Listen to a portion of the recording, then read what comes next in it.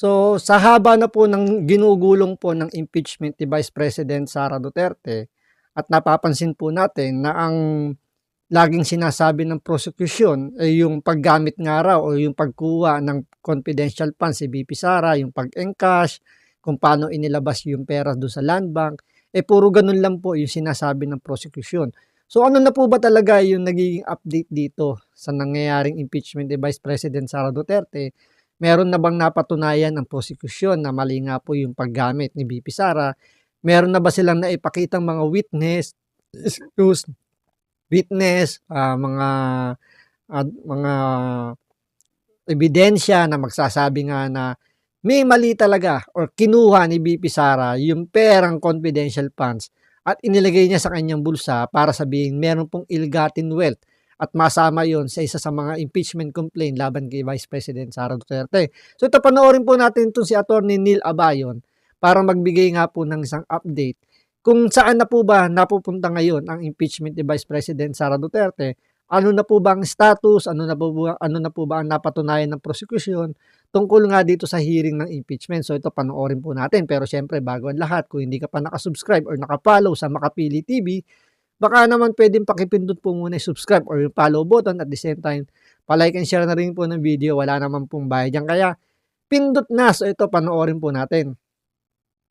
Okay, so ang masasabi ko lang po talaga dyan ay unang-una, hindi pa rin po mapoprove yung actual misuse from that kasi hanggang dun pa lang sa pagbigay kay Colonel Lachique. From Colonel Lachique na na-receive niya yung funds, hindi pa pinakita kung saan ginamit, whether or not na-receive ba talaga ng mga intended recipients via their good governance programs or binulsa ba talaga yung pera. So in simple terms, wala pa rin po talagang proof of actual misuse. Pero kahit po walang proof of actual misuse, medyo nasi-strengthen po yung theory, yung legal theory ng prosecution dito kasi yung understanding ko pa rin po talaga dito sa ginagawa ng prosecution so far ay they are still banking on dun nga sa section 8 na presumption na pag failure to liquidate, mali-mali yung pag-disburse, therefore papasok yung prima facie presumption of misuse. So dito, since sinabi ni witness Acosta na si VP Sara yung nag-instruct na ibigay kay Colonel Lachique, talagang inatake po yun dito ni Attorney Ligutan na may improper disbursement. So pag ganun, posible nga yun i-argue ng prosecution talaga na may violation of the COA circular. So pag may violation of the COA circular, failure to liquidate,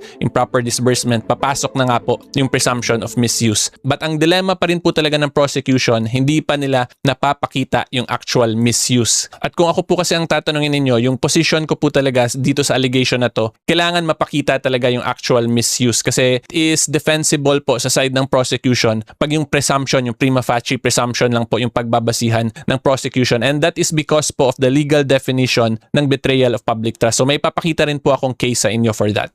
Okay, so yung case po na ipapakita ko sa inyo is GR number 237428. Ito po yung case involving former Justice Sereno nung natanggal po siya from office via quo warranto. So iba po yung main issue dito, but ang gusto ko pong i-discuss dito ay yung dissenting opinion ni Justice Carpio kasi doon po na-discuss ng maayos. Ayan na. Ito yung kumbaga yung dissenting opinion po ay galing po mismo kay Carpio. Na alam naman natin ito yung paboritong binabanggit lagi ni Pangulong Duterte. So ibig sabihin ito walang bias to. Kasi yung naging decision na to, ang nagsulat mismo si Carpio. So pwedeng pwedeng i-example itong naging sagot ng Supreme Court na mismo si Carpio mismo ang sumulat dito sa impeachment ni Vice President Sara Duterte. Kasi itong opinion na to galing sa impeachment ni Sereno. So impeachment pinagdaanan impeachment kay VP Sara. So mukhang pwede nating i-compare para sabihin natin na talagang itong impeachment ni VP Sara walang kakwenta-kwenta.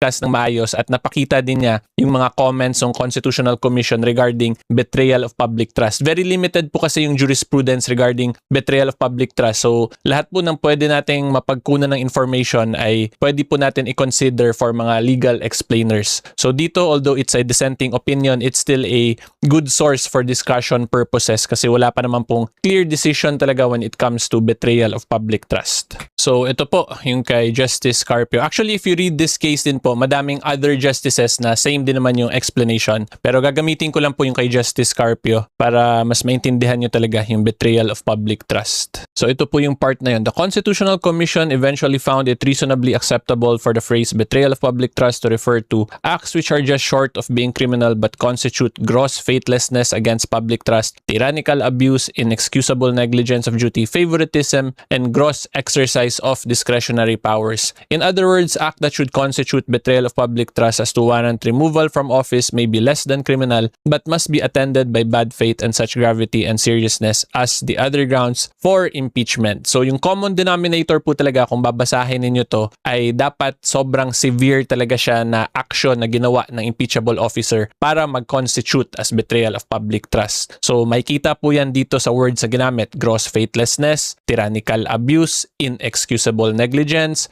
and gross exercise of discretionary power. Again, grabing pang-aabuso po ng kapangyarihan in simple terms. And then, ang next po sinabi, hindi naman siya kailangan maging criminal act talaga, but kailangan pong may bad faith siya. Tapos, same level po siya of seriousness as other grounds for impeachment. So again, dapat po sobrang severe po talaga siyang pang-aabuso ng kapangyarihan. So ang point ko lang po talaga dito, kaya ko to pinapakita sa inyo, is because currently pa lang po, yung posibleng napapakita pa lang po talaga ng prosecution ay yung pag-apply ng presumption of misuse under Section 8. Kasi yung paulit-ulit lang naman po na pinapakita nila so far is a violation of the COA Joint Circular. So pag na-violate mo po yung COA Joint Circular, that is for auditing purposes, diba? Therefore, papasok lang yung presumption under that circular. Pero hindi pa rin po napapakita yung actual elements of the crime for malversation, graft and corruption, or even plunder. And then yung problem nga po, pag presumption lang yung gagamitin ng prosecution, paano yun kaya nila makakwalify na it is something so severe? Yung madaling explanation talaga dito is itong tyrannical kasi itong word na to, pag sabihing tyrannical, parang katakot-takot, di ba, na kalokohan or maling paggamit na kapangyarihan. So yung presumption ba, prima facie presumption, is it equivalent po ba to something so severe na ganitong legal definition? And then ang isa pa po na sinabi, same gravity and seriousness.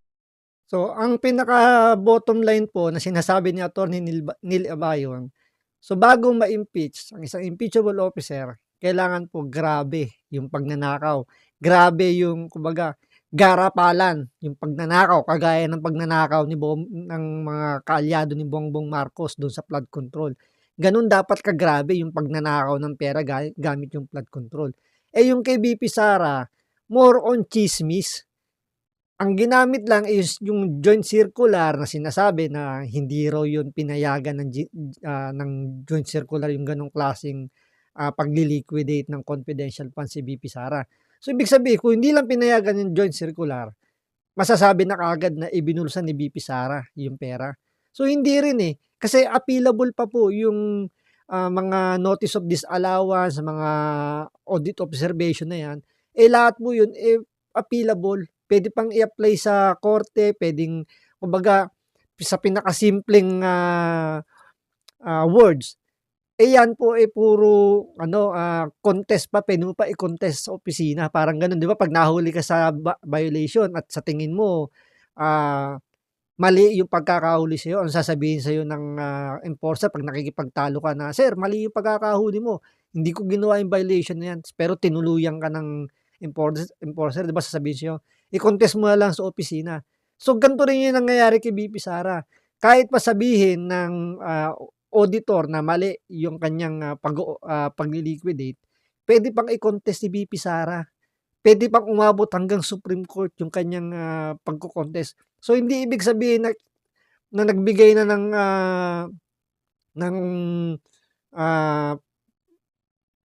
parang sa unang attempt mali na yung pag-audit, ibig sabihin guilty kagad si BP Sara. Hindi po ganun So, pwedeng nagkamali lang ng pagkakaintindi yung auditor, mali lang yung kanyang sa procedure na ginawa. Mga ganun ba? Mali lang yung kanilang hindi lang nagkaintindihan pagdating sa mga words by words ng mga memorandum. Alam naman natin sa gobyerno, ganyan, di ba? So, isang letra lang, isang words lang, iba-iba na yung interpretation ng mga politiko. So, same thing dito kay BP Sara. So, lumalabas po talaga rito, lahat po ng mga ibinibintang ng prosecution tungkol sa impeachable offense daw na ginawa ni BP Sara, lahat po yung puro chismis. So, sa palagay po ba ninyo, chismis lang po ba yung mga ibinabatong issue kay BP Sara tungkol po sa kanyang confidential funds? Paki-comment down below po kung ano po ang inyong opinion. So, hanggang dito lang po muna. Maraming salamat po sa panonood. Ingat po kayo lagi. God bless.